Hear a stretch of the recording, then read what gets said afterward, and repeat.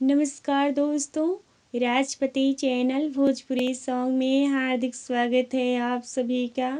बहुत ही प्यारा विवाह गीत है, कैसा लगा कमेंट में आप लोग ज़रूर बताइएगा हमें। जनकपुरे बगिया में लागेला बाजरिया यार लागे बाजरिया, जनकपुरे बगिया में लागे बाजरिया, हरियाई गाइल श्री राम रे लाला नवा, हरियाई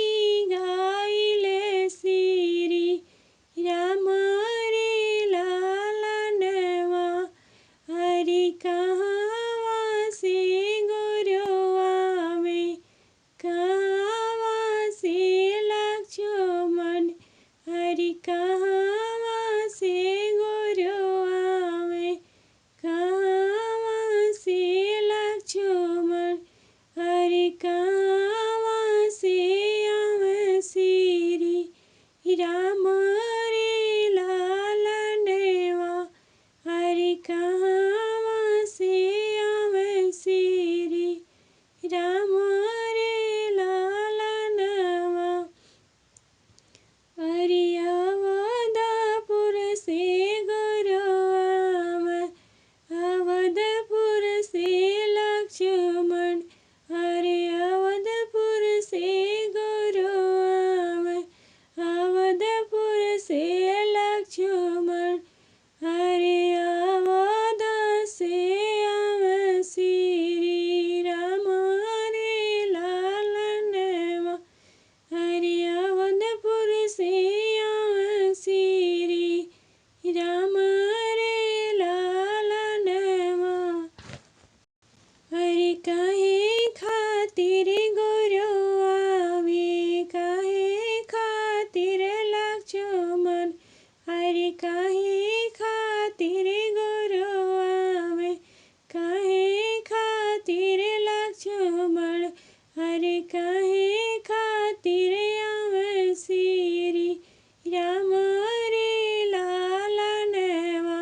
हरि काहे खातिर आवे श्री राम रे लाला नवा, हरि आज्ञा देवे गुरुआ में संगवा में लक्ष्मण, हरि आज्ञा देवे गुरुआ में संगवा में लक्ष्मण, हर संगवा में लक्ष्मण,